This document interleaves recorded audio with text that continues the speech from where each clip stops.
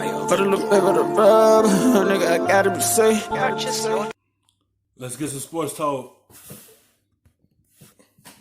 Woj reporting that the Bulls are hiring Nuggets general manager Arturas Karnisovas as the franchise's new executive vice president of basketball operations. He will be tasked with reshaping the entire front office. Perk, you got a lot of fans who are interested to see what comes after the Garpax regime. Do you like this hire? No, I don't. Actually, I thought the guy that they should have targeted from the Oklahoma City Thunder. I think Troy Weaver was the best guy for that job. He know what building a coach is all about. He's Sam Presti right-hand man. So I'm like everyone else. I'm ready to see what this guy has to bring to the table. I like Arturas mainly because I spent a little bit of time with him in Denver my last year. He was the guy that said, no matter what, to me, this is what he said, no matter what, I don't care what pick I had, I'm taking Luka Doncic number one. And I was so surprised to hear that, especially DeAndre Ayton, a dominant big man, was dominating college, my Arizona guy, but he was about that. So he is one of those. The Bulls just want to see good results. No fans want to see the Bulls get back to the playoffs. That's all that matters when they hire him. He got to change a lot of things to be able to get the Bulls back to being successful. They haven't been in the playoff since their Rogue left. Take it back. Since D. Wade left. And they haven't been doing anything since. We're going downhill. They just want to see good results come out of this.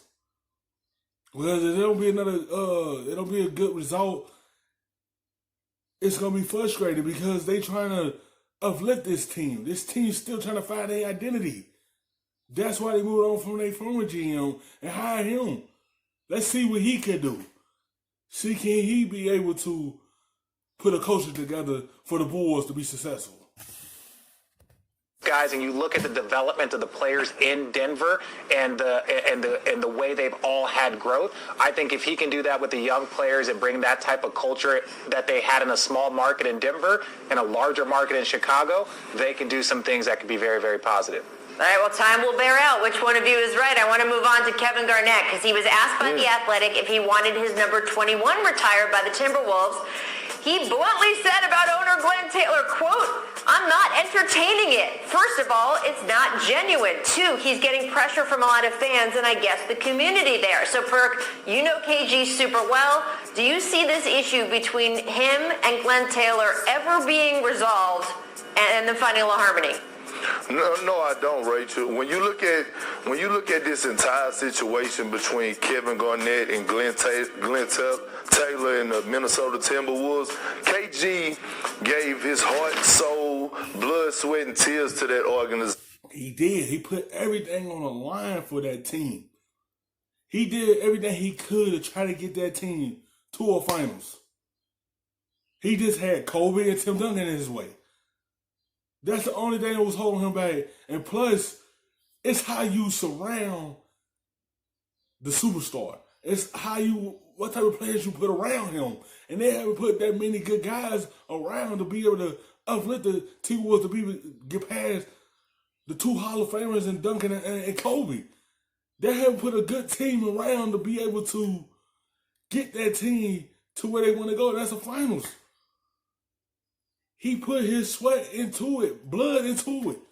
He carried that team. He couldn't get it done by himself.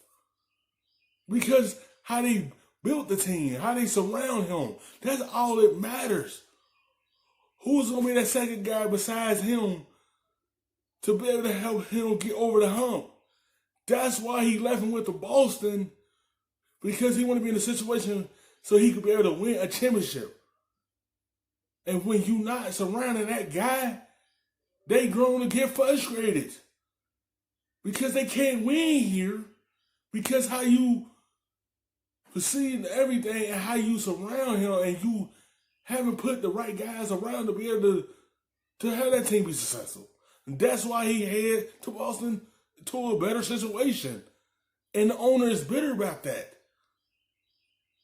You can't be bitter about something the guy who put the work in deserved to have his number in the bleachers. That number 21 deserved to be up there.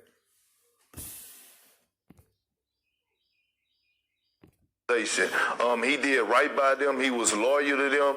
And what happened was when KG was in his last year in Brooklyn, he waived his trade clause because he was promised to go back. Glenn Taylor had promised him that if he come back to Minnesota and retire as a Timberwolf, that he was going to get minority ownership be an owner into the franchise. And so when the great Flip Saunders passed away, God rest his soul, then Glenn Taylor reneged, and KG was like, hold on, I thought we had something working.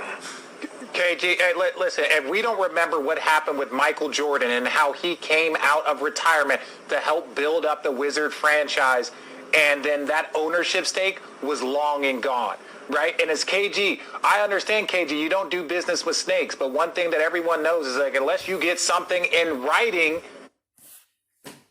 That's like, come on, man. You promised him something, that he could be an owner with you, but you backed out of it and you came a snake and slid your way out of that deal that you had with KG. See what happened when you rub a person the wrong way? You tend not to come back from that because I can't trust that snake that's in my grass. Unless you get something in writing, and I'm with KG, you shouldn't do business with snakes, but we have seen a history of this happen. Thanks, guys. Really appreciate it. The Jump returns on Monday. Continues weekdays at 3 o'clock Eastern. Thanks for watching ESPN. The best stuff in them shits